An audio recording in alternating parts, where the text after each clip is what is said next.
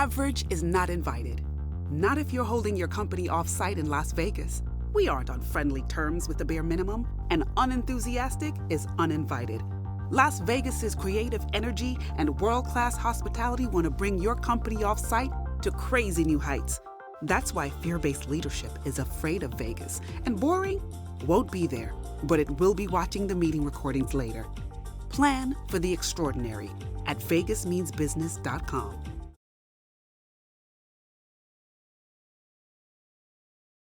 Welcome to our podcast, It's About Payroll. We're your hosts, Brian Escobar and Walter William Duncan III. Whether you're new to the payroll game or a seasoned veteran, we have something for you.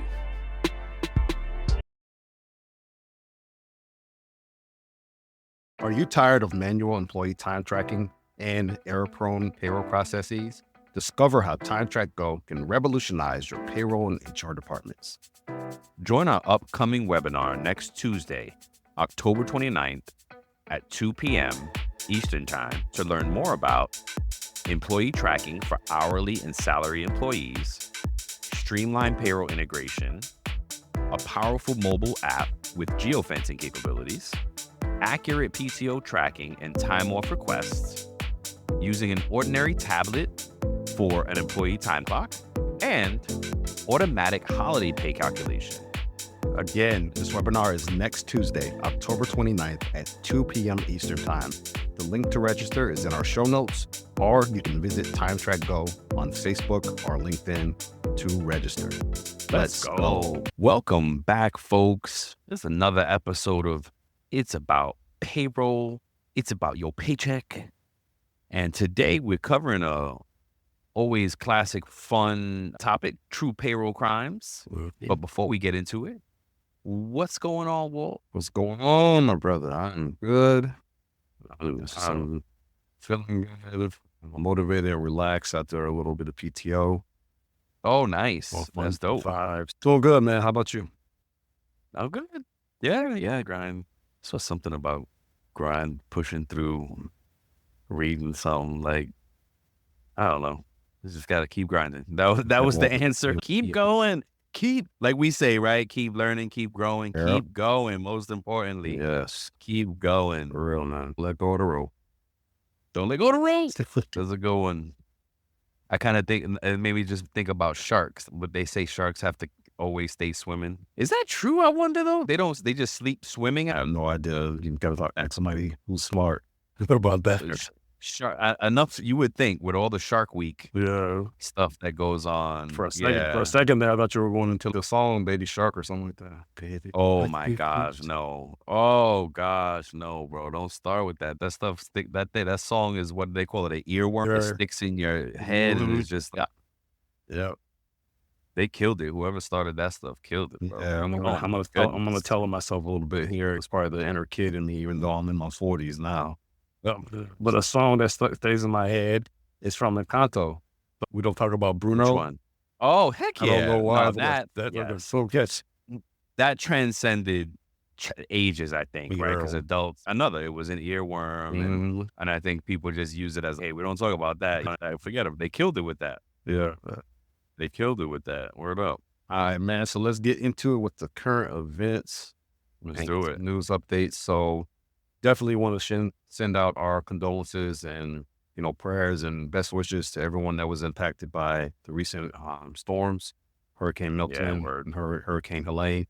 Definitely want to do what we can. And we encourage you to donate help if possible. Let's do our part to try to make sure that we're doing the best we can for our fellow Americans who are impacted by this and suffered great loss. Yeah, absolutely. Yeah. Good.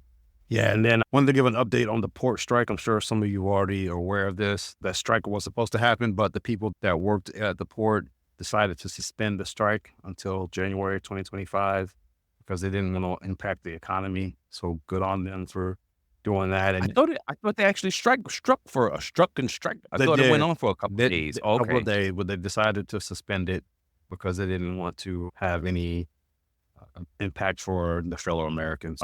Okay. And they wanted to give themselves some more time to bargain between whenever they suspended it up until January 2025. Okay.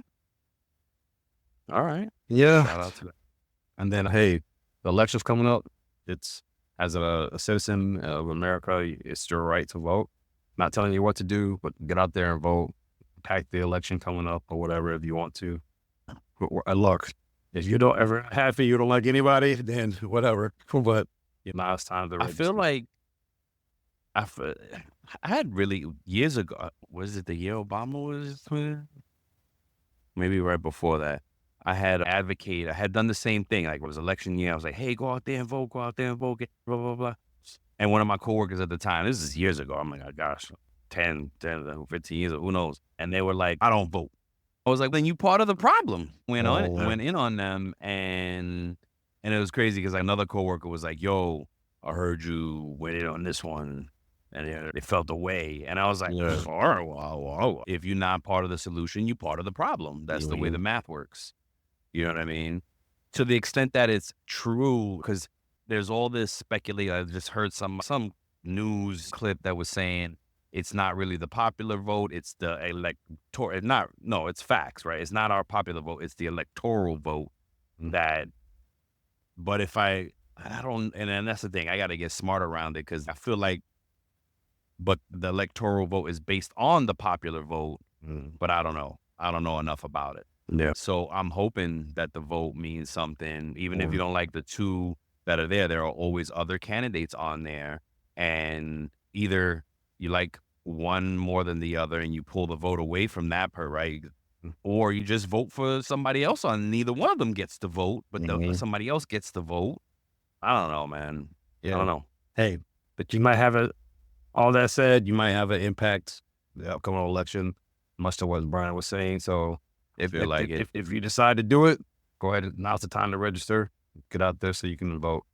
With that being said, I'll move on to the short article that I had. I wanted to do an honorable mention because this is a true payroll crime story. So I wanted to do an honorable mention for it.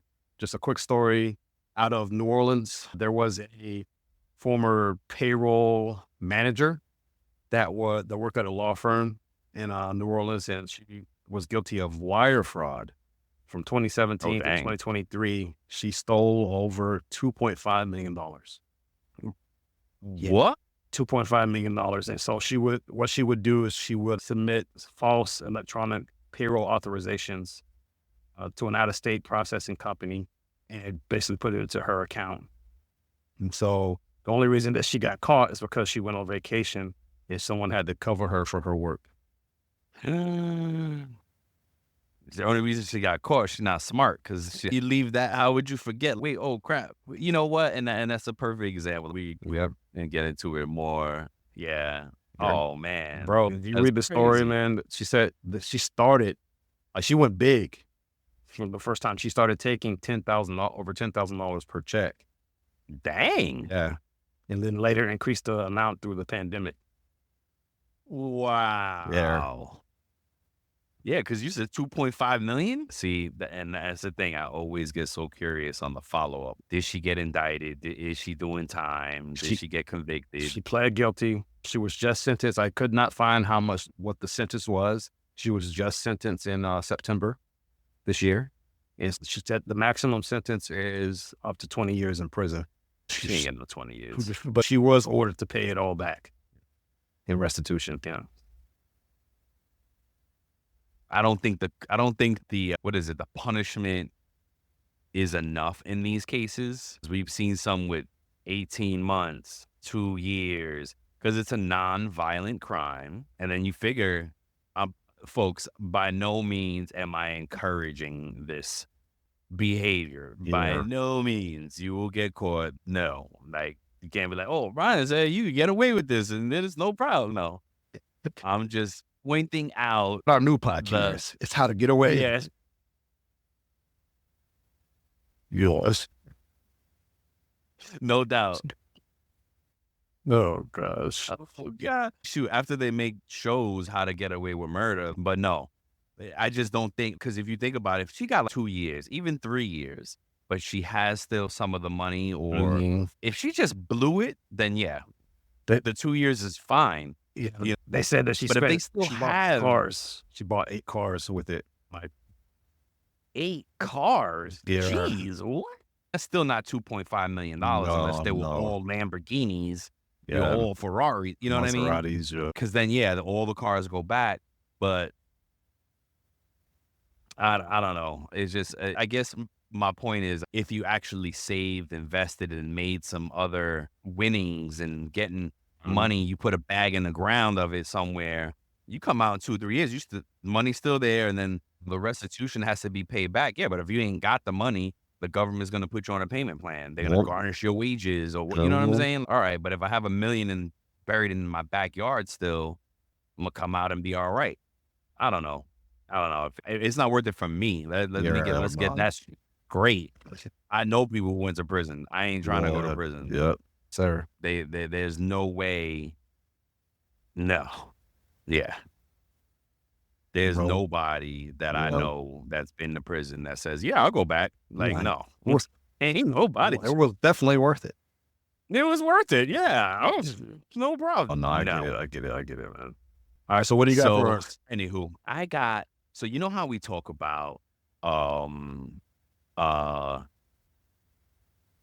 if you're the only one that, like, this is the wrong thinking about some employees is like, hey, if you're the only one that knows how to do a job, some folks think it's job security, right? Yeah. Harvard Business Review dropped an article that kind of supports the psychology around why that is the case. And they talk about why folks, like, some people think some employees that hold secrets feel like they have a really big status at the job.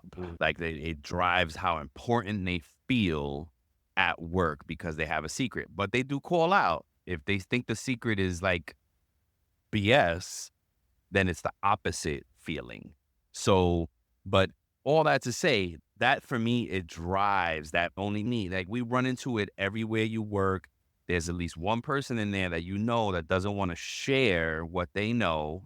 They think it's a secret, and I'm valuable because I'm the only one that knows how to do this. Yeah. And it's not true. That is just not true, because as a leader, I'm trying to change that. Like, I can't have anybody in my team and they're the only one that knows how to do things. Yeah.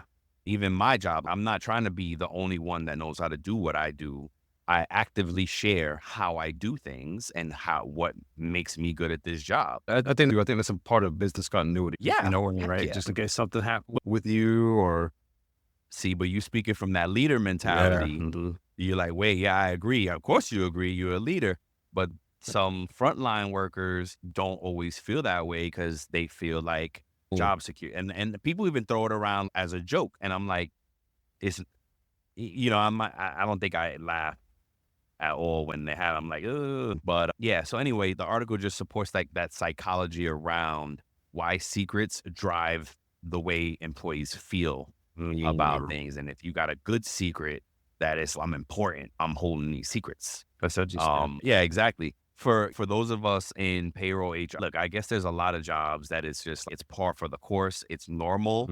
You should be, if you're in a trusted situation, you should be trusted. It's not something special. Yeah. You should be able to be trusted in your whole world. Yeah. Like, in your whole life, people should be able to trust you. Now, I don't say that to say, oh, you can't have secrets. Oh, of course, human nature, privacy things. There are things that you hold close. Hi, I'm Stephen Rothberg. And I'm Jeanette Leeds. And together, we're the co-hosts of the High Volume Hiring Podcast. Are you involved in hiring dozens or even hundreds of employees a year? If so, you know that the typical sourcing tools, tactics, and strategies, they just don't scale. Yeah. Our bi-weekly podcast features news, tips, case studies, and interviews with the world's leading experts about the good, the bad, and the ugly when it comes to high-volume hiring. Make sure to subscribe today.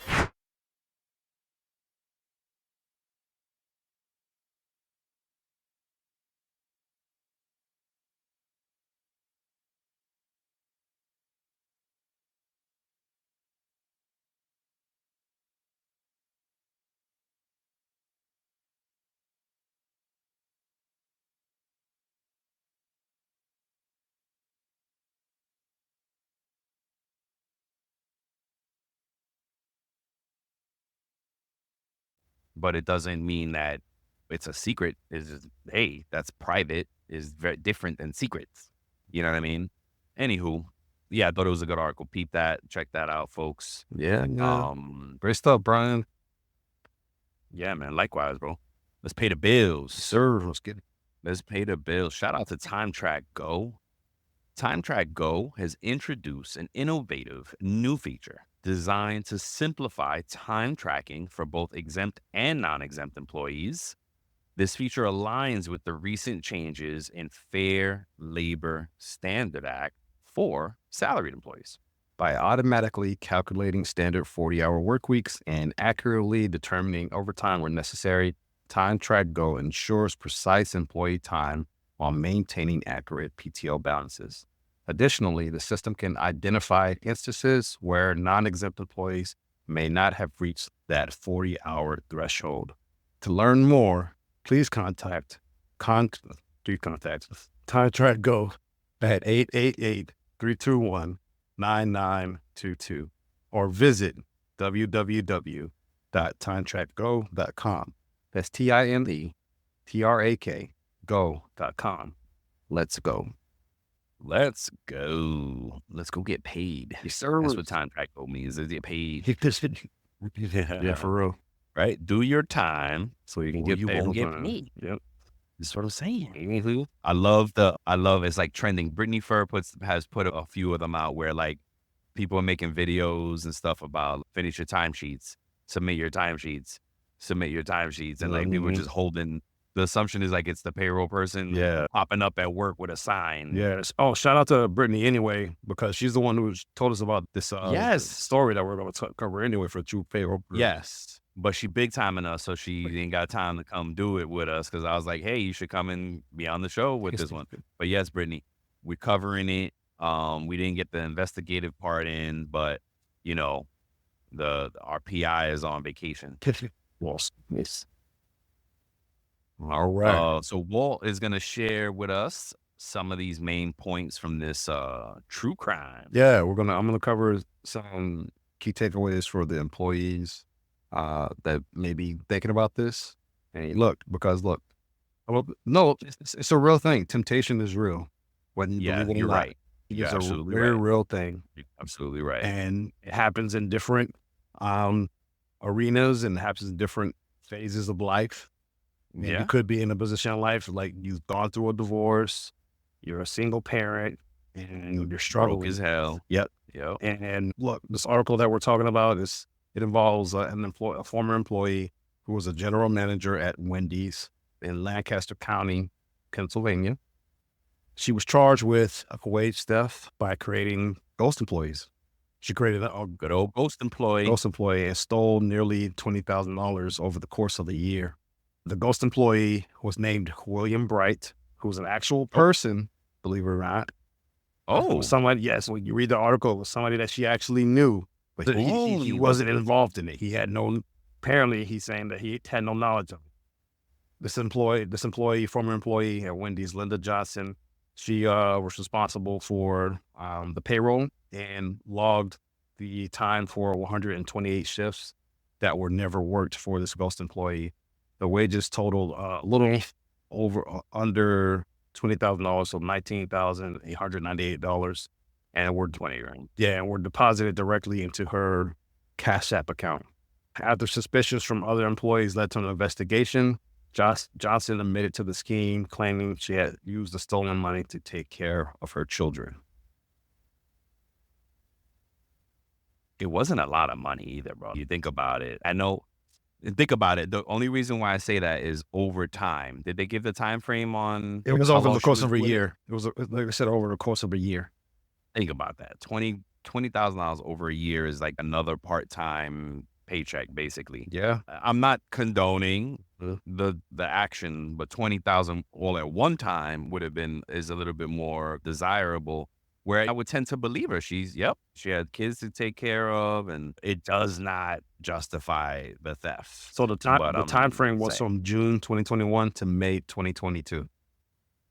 What did you say in your research? 18 months. 18 months. 18 months, man. 18 months. So basically, folks, Walt discovered, and while we do all these true crime stuff, right, that's like the average that these cases go undiscovered, where it could go as long as 18 months. I think we've found stuff that's gone longer. Yeah. But when you talking about averages, the one I mentioned earlier was from 2017 till 2023. Oh, she got 2.5 million. Yeah. She was doing it right. You're going to do it. If you're going to do something wrong, you might as well do it right. Yeah. But I'm sorry for this person, Linda Johnson, for this. Because, so did they talk about like conviction or anything like that, about how much time she got? No, I didn't see that yet. I know that she's due to be sentenced. I know she was charged in 2023. She turned herself in August of 2023 as well. And she was released on bail for $2,500 unsecured bail. So I think she's still waiting to be sentenced, possibly. If not, I'll give an update if I can find out more. Look, it was wrong. She should have to pay her dues, but she didn't get rich off this. Like, she didn't. It wasn't life-changing money. Well, you know for her, it was. Otherwise, life-changing. Sure. Yep. Agreed.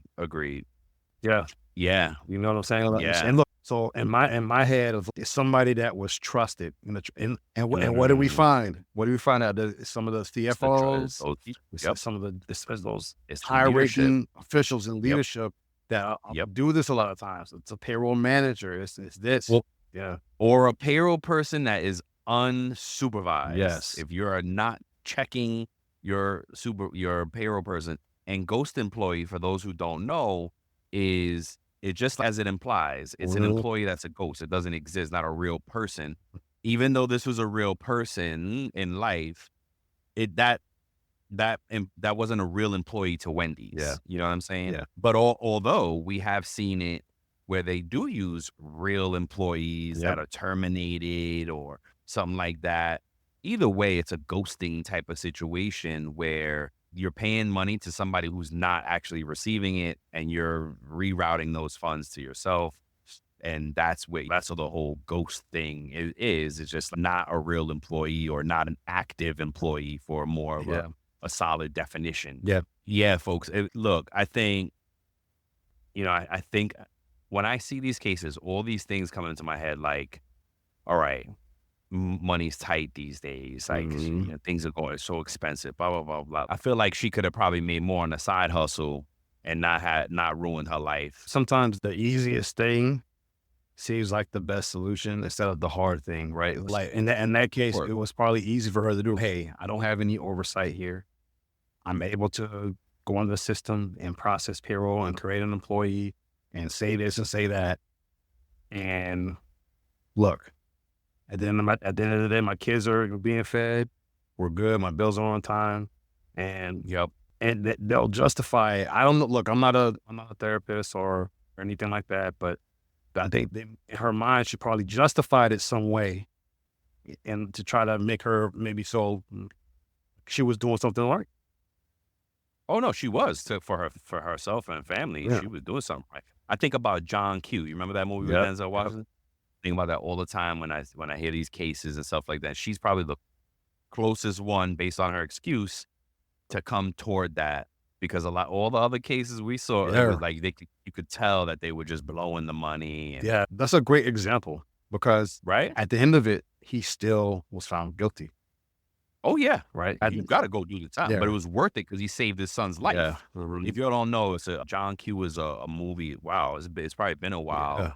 That it's been out. Denzel Washington, go look it up. Great movie. He basically, I think did he like steal medicine, or he held emergency room hostage so his son could get surgery or something like that.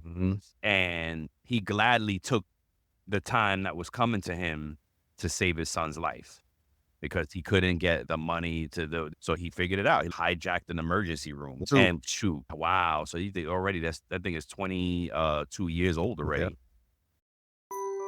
This episode is brought to you by Global X. Since 2008, Global X ETFs has been committed to empowering investors with unexplored, intelligent solutions. Global X specializes in exchange-traded funds that offer exposure to the artificial intelligence ecosystem, including themes like data centers, robotics, semiconductors, and cloud computing. To learn more about Global X's entire suite of ETFs, from covered calls, fixed income, emerging markets, and more, visit globalxetfs.com. Dang, good gosh. but it's a great, basically classic old movie now, right? Great flick. Go check it out if you haven't seen it. Yeah. And it's just basically that, like somebody who did something, a good person that did something wrong for the right reasons, and he took the time. Yeah, look, and you may be in a position as an employee, no matter what industry you're in, you may be in a position where you had the opportunity to do it and you're thinking about it. You need to really think about the consequences, because to Brian's point, yes, she claimed that she did it she took the money to take care of her kids.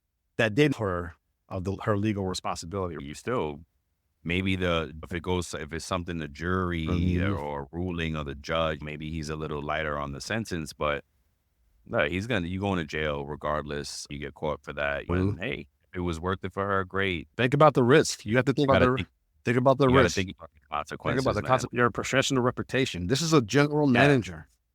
Yes. Oh my God. You say professional representation. I think about one of my coworkers, E. Lee. Shout out to E. Lee. And she prided herself so much on reputation. I was moving down here, and I didn't even. I'm gonna put it out there, E. Lee. I wasn't asking her to lie, but she took it like it was like, I was just like, hey, just say you don't remember when, I'm trying to get this job, bro. I was trying to move down to Florida, and it was so long ago again. I was just like, hey, just say you don't remember, girl. And she's like, what? She gave me this whole speech beyond reproach. And then I was like, yes, I know, but I wasn't even asking about all that. But so just when you say when I hear professional reputation, I always think about Erica Lee. Yeah. And just the example that she set for me in my career about that, just big sis, like just putting it down for me. And that thing we created. What's that thing we said? You are your brand. That's right. So people are going to associate that with you now because of the choices that this person made. Exactly. It's not her new brand. Hard for her to work. Yeah, it'd be hard for. And that was thinking about is, wait a minute, man. How are you gonna work later? You're doing this for the now, but if you get caught now, are your kids now in a worse situation because you got to go do time somewhere? You got to eat. It's gonna be hard for you to get a job. Anything in a trusted value as far as work is concerned, you're not gonna be able to get it. I don't know, folks. I think folks just are not thinking of the consequences. And yeah, look, I'm telling you, you talk to more criminals than not, and they tell you it's not worth it. Yeah. If there's somebody out there that says there's probably some mental wellness issues with them. You know what I mean? There's nobody of their right mind that continues on that criminal route after they've felt some consequences from it. There's just nobody that I've met, and I've been in, and not as a resident, but I've been in prisons and I've talked to people. And one dude was like, oh, I do not want to come back here no more. And guess what? You know what I have to do to stay out of here? Not do crimes. Yep. That's it. And sometimes that is doing the hard thing. And look, when you have to feed your family, sometimes doing the hard thing is like having a second job. Is working double shifts. There's lots of parents that are doing that right now. Decided to get on TikTok. Yeah. Look at that. We just saw a post and it was like, somebody in your family needs to be pursuing TikTok. Yeah. Or social media. It's not guaranteed, but that's why I said somebody needs to be pursuing it, because you never know what you can spark and boom. There's so many people, one-hit wonders that leverage things and take it. We got some takeaways. Yeah, once you get. You want me to go first? Yeah, I talked about the stuff for the employees about.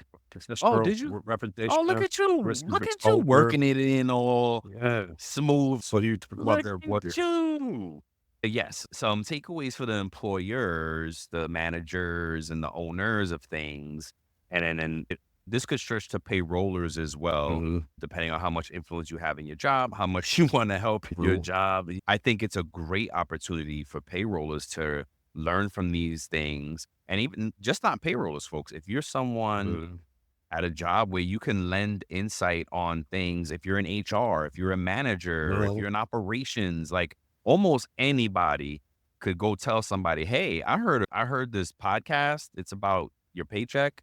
And they said these things happen. So how about we get strict on our stores and implement these things so that we can catch this stuff? Yeah. You could literally be anybody at a job. And if it's applicable, make the recommendation. People love, you're going to save me some money. You're going to save again. Hey, now we're talking, right? Because again, if y'all haven't picked it up yet, Walt and I have been successful in our careers because we do things that help our companies grow or save money. And even if it's incremental, it could be little. Those little things build up. And hey, maybe I didn't sell a deal that made $1 billion, but I did something in payroll that saved $1,000. And if I do that every payroll, guess what? I'm saving significant money. You know what I mean? Yes, sir.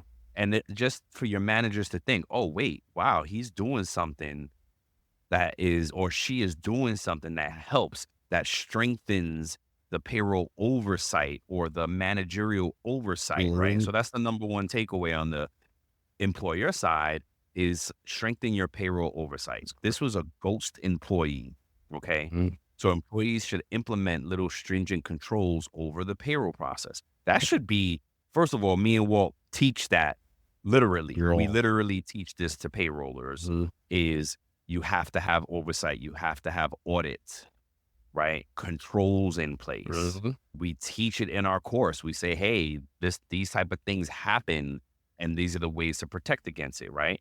Allowing one person to control the beginning to the end of something is not a good control. You need somebody to check that, even if it's hindsight, right? Hey, I may not have time to check it in the midst of processing payroll, but if somebody was checking this manager after the fact, they would have seen, wait a minute, who's this guy? Where's William at? I've never seen William Bright up in here. Bright light. So they would have seen no light and they would have figured it out, right? So that type of one person over it all creates a big vulnerability for payroll. Yeah, absolutely. Okay. Man.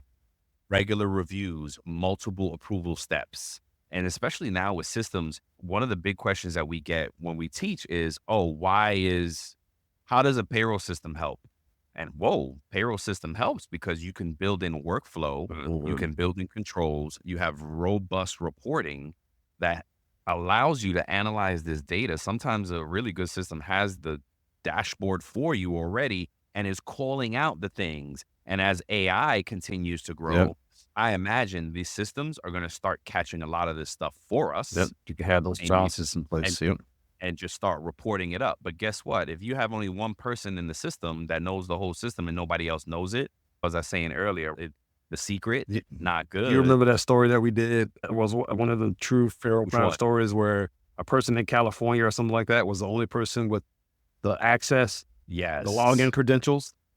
And I think they reset them or they did something until like the city was locked down. They couldn't do anything for a little while because this one person was the only person who could actually do it.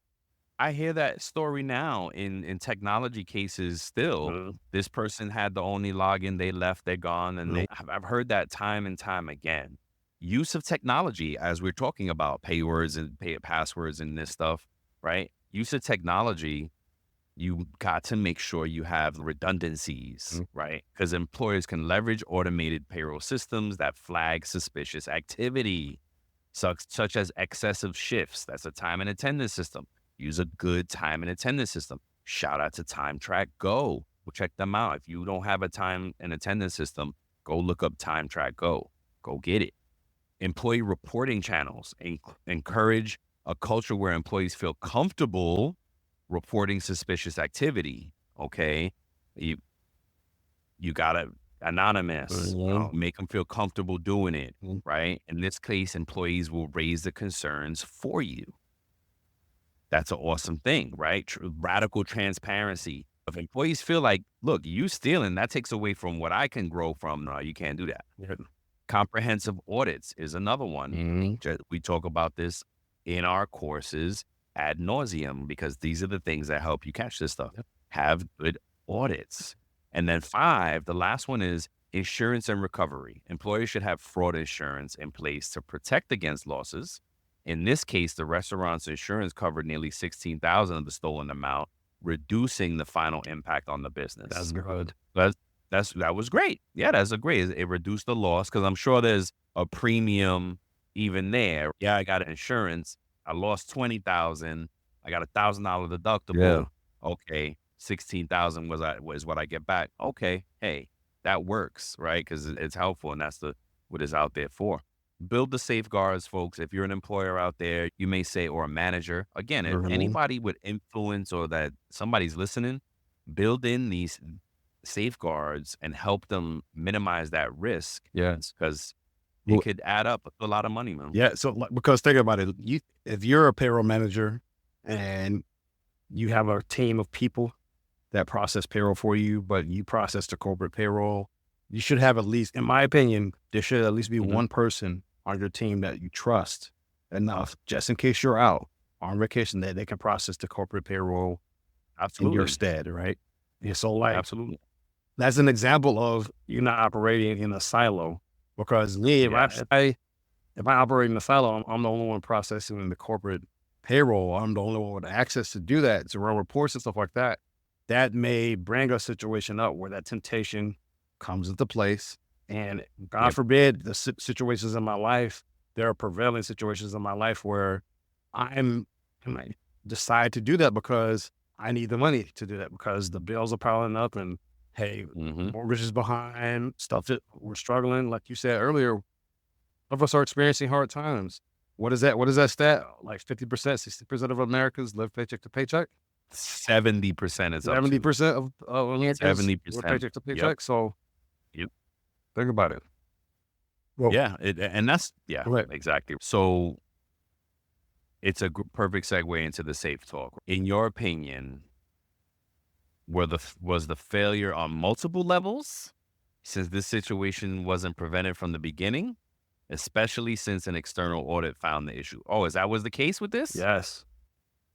Oh, So employees may have raised a concern, but this went on for a year, and so the employees raised a concern about it eventually, but they should have already had an audit in place regularly to catch this. Yeah. Like at least quarterly. Yeah. But if you're not doing it every paycheck. But think about it, though. We're in the mix there. So it's okay. If they go up to, because a Wendy's might not be standalone, even if it is, right? That if the new hire reporting is going from the general manager up the ladder to someone else, they don't know who's in the Wendy's. They're like, all right, great, new hires, boom. And they file the report. It's automated, right? It's some of them systems is automated. And look, she used somebody that she knew. So maybe she had access to his social input. So maybe when that he verifies stuff. Right. It's a legitimate person. So it's a legitimate person. So E-Verify would have validated. Right. How else, I guess to go back to the question, do you feel like there were multiple failures on the different levels, HR, payroll, since it wasn't prevented? I don't know. I think that I'm thinking through, right? Because I'm in this loop. Like we're both in this loop. I mean, think through it. Like with the amount of data that we process through. Look, but for me, a company, now I understand that not all franchises, especially in the case with Wendy's, maybe they all don't process payroll through the same provider like that. So it would be easy for me to say, oh, they should have a quality control person to check on that stuff. But that may not be the case. You know what I'm saying? So it could, I mean, because the way it works is it could be the owner owns one, or they can own 100. Yeah. Yep. But we don't know. Right. Hey, it's Bob Pulver, host of You podcast. Human-centric AI, AI-driven transformation, hiring for skills and potential, dynamic workforce ecosystems, responsible innovation. These are some of the themes my expert guests and I chat about, and we certainly geek out on the details. Nothing too technical. I hope you check it out.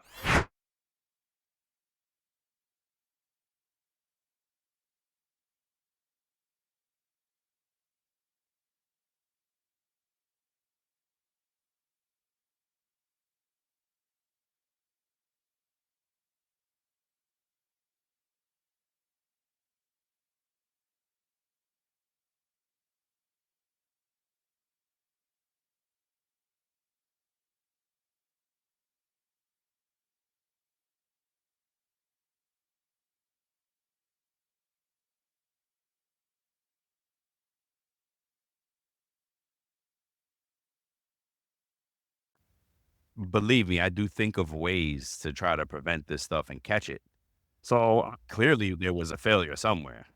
But the audit, hey, the third-party audit caught it. Those auditors look great now. yeah, and they were insured, so they covered, the insurance company covered the majority of that money. So 2,000 of 20,000 was covered. Recovered. So So you know the what I'm saying? person's gonna go. You're gonna have you fired the person. They're gonna have some legal impact. I think it's solved. Mm. For me, case closed, solved. And as far as that franchise owner, maybe you increase that audit to twice a year. Something. Whatever audit caught it, twice a year.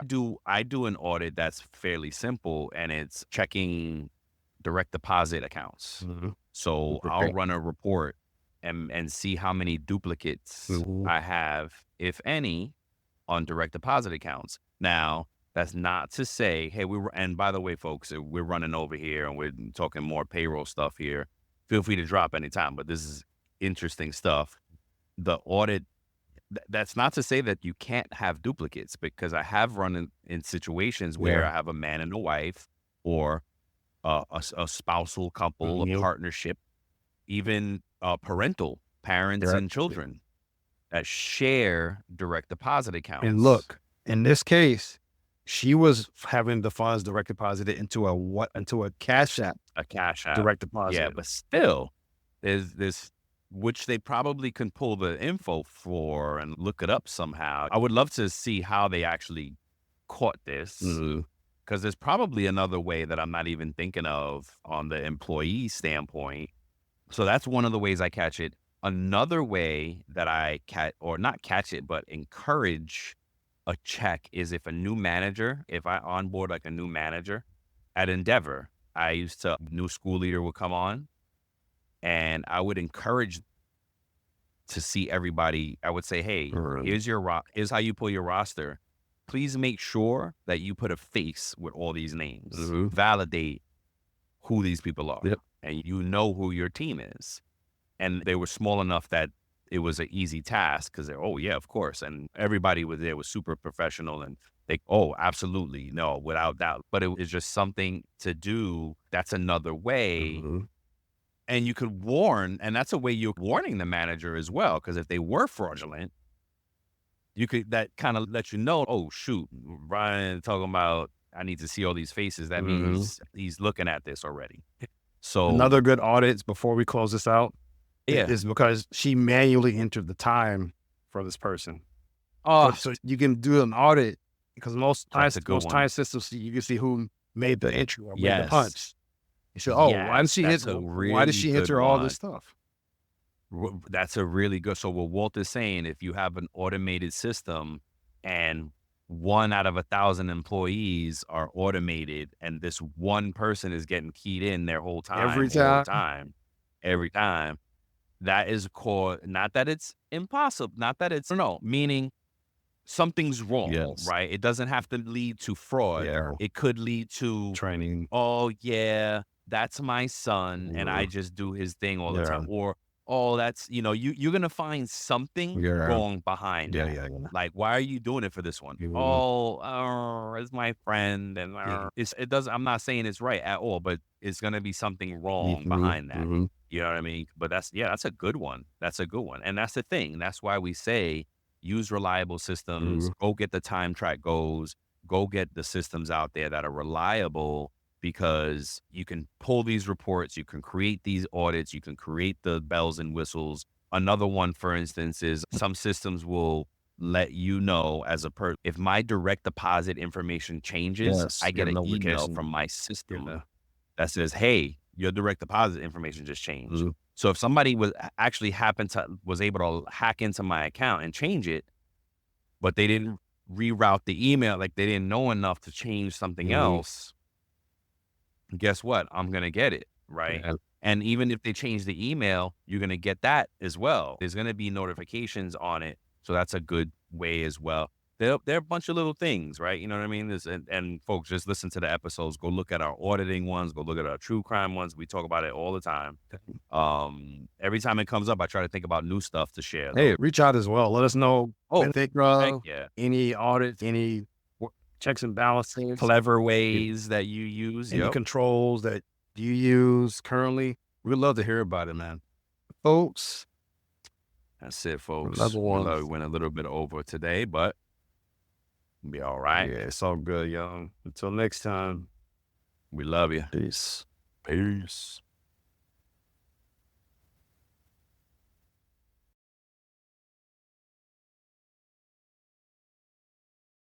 Before we sign off, here are a couple quick things.